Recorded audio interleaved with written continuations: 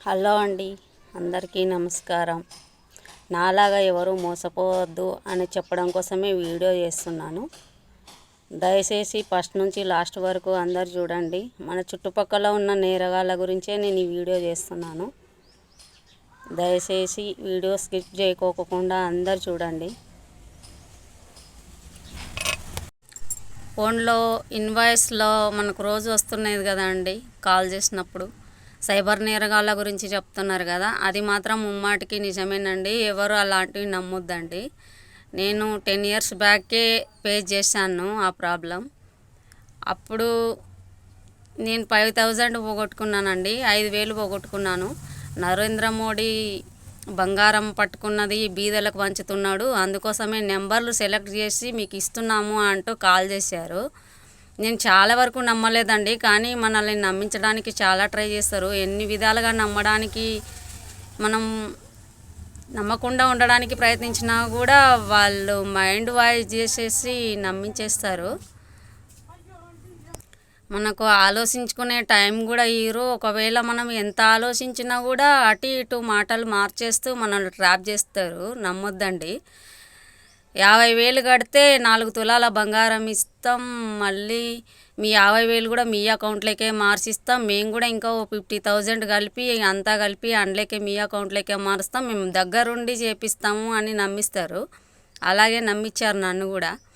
మనుషులు కనపడరు, కాల్ చేస్తారు. కాల్ చేసి మీ నెంబర్ మీద బంగారం వస్తుంది, డబ్బులు వస్తుంది అని చెప్తారు. నేను 5,000 ఇంట్లో వాళ్ళు వద్దన్నా కూడా ఒక 5,000 కట్టాను, మోసపోయాను. 5,000 కట్టిన తర్వాత నా డబ్బులు నాకు రిటర్న్ ఇవ్వండి, నేను కట్టాను.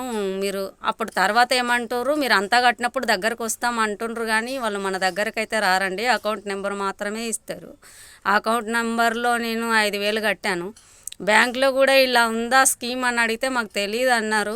సరే 5,000 కదా కట్టి చూద్దాము, తర్వాత మాట్లాడవచ్చు అని 5,000 కట్టాను. కట్టిన తర్వాత ఇంకా మళ్ళీ కాల్ చేస్తే మొత్తం కడితేనే ఇస్తారు, లేకపోతే లేదు అన్నారు. మరి మా డబ్బులైనా మాకు రిటర్న్ ఇవ్వండి అంటే అట్లా కుదరదు, మా సార్ వాళ్ళు ఒప్పుకోరు అని వాడు చాలా కథలు పడ్డాడు. అందుకోసమని ఇంకా నేను ఏం చేసేది లేక మిగతా డబ్బులు కట్టి మోసపోవడం ఎందుకని ఇంకా ట్రాప్ చేశారని నాకు అర్థమయ్యి 5,000తోనే వదిలిపెట్టేశాను. అలా మోసపోయాను. అప్పటి నుంచి నేను ఎవరిని నమ్మట్లేదండి. కానీ నిన్న ఒక ఇన్సిడెంట్ జరిగింది. మాకు కిరాణా షాప్ ఉంది కదండి, చూడండి కిరాణా షాపు, అందులో నేను కిరాణా షాప్ నడిపించుకుంటుంటాను. నిన్న ఈవినింగ్ ఒక ఆయన వచ్చాడు. చుట్టుపక్కల జనాలే రెంట్లకు వచ్చి అప్పు అది ఇది అని అంటే మనం జాలిపడి పాపం అని జాలిపడి మొహమాటానికి పోయి ఇచ్చామనుకోండి, ముంచేస్తున్నారండి చుట్టుపక్కల జనాలు కూడా. అప్పు అడుగుతారు, ఇస్తే జాలిపడి ఇస్తే కొంతమంది ఎగ్గొట్టేసి పారిపోతారు. నైట్లలో కిరాయిలు ఉన్న వాళ్ళు, కొంతమంది సొంత ఇల్లుండి కూడా ఇవ్వకుండా సతాయించే వాళ్ళు కూడా ఉంటారు. అందుకనే ఎవరు వ్యాపారం చేసుకునే వాళ్ళు ఎక్కువ మొత్తాలలో అప్పులు ఇచ్చుకోకండి. వ్యాపారం చేసుకునే ప్రతి ఒక్కరూ జాగ్రత్త పడాలండి.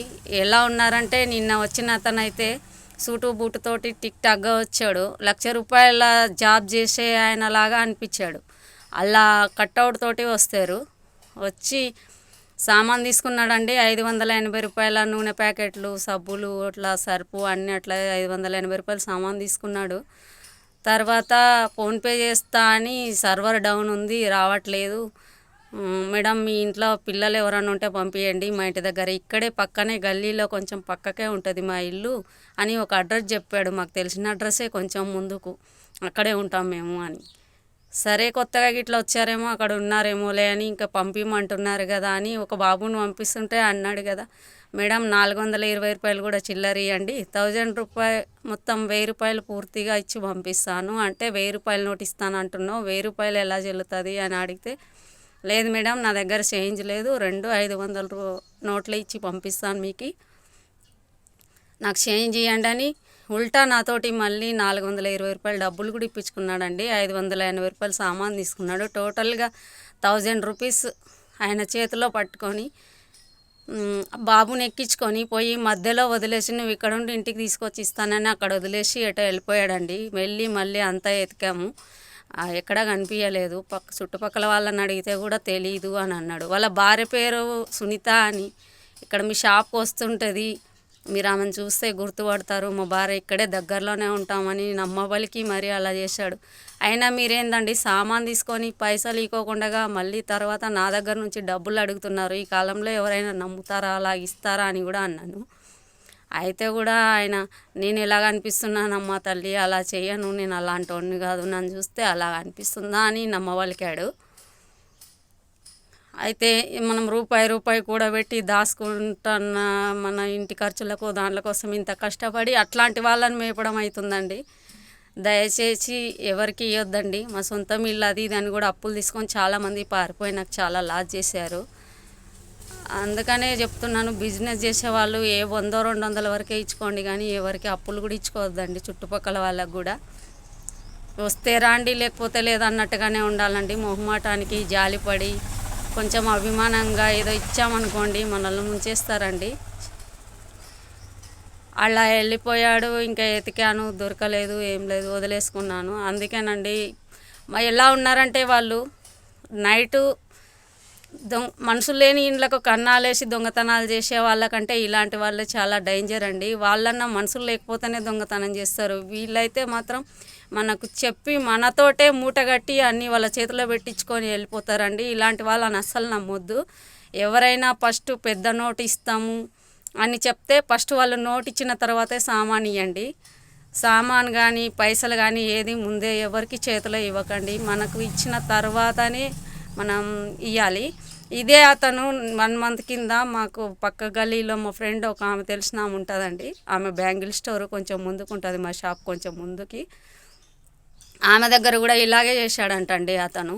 ఇంకా ఎన్ని షాపులలో ఇలా చేస్తున్నాడో, ఎంతమంది దగ్గర ఇలా చేస్తున్నాడో ఆయనను చూస్తే అలా చేసేవాడిలాగా అనిపించట్లేదు. 30 రూపీస్ ఎయిర్ కలర్ తీసుకొని 470 రూపీస్ రిటర్న్ తీసుకున్నాడంటండి. 30 రూపాయల తలకేసుకునే రంగు తీసుకొని 470 రూపాయలు రిటర్న్ ఇప్పించుకొని 500 ఇస్తాను, నా దగ్గర చిల్లర లేదని చెప్పి ఇప్పించుకొని ఫోన్ మాట్లాడుతున్నా, మా ఆమెతో అడుగుతున్నా ఆగండి అని ఆపి ఆమెతో ఇది తీసుకున్నా అది తీసుకున్నా అని మాటలు కలుపుతూ మాట్లాడుతూ ఆమెకు వేరే గిరాకో ఏదో వస్తే ఆమె అటు చూసుకుంటుంటే అటు ఇవ్వకుండానే పైసలు వెళ్ళిపోయిందంటండి. ఇదే విషయం మేము నైట్ మాట్లాడుకుంటుంటే ఆమె అక్కడికి వచ్చింది, నాకు కూడా ఇలాగే చేసిండు అని చెప్పింది. చూడండి, మీ చుట్టుపక్కల కూడా బిజినెస్ చేసే వాళ్ళందరూ జాగ్రత్త పడండి. సో మీ చుట్టుపక్కల కూడా ఇలాంటి వాళ్ళు చాలామందే ఉంటారు. ఎవరిని నమ్మి ముందే సామాను చేతిలో పెట్టద్దండి.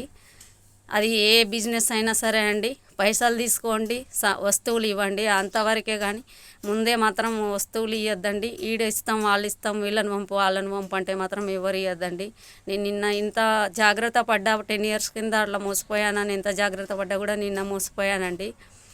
అలా మీరు ఎవరు మోసపోవద్దు, అందుకోసమే నేను ఈ వీడియో చేస్తున్నాను. థ్యాంక్స్ అండి.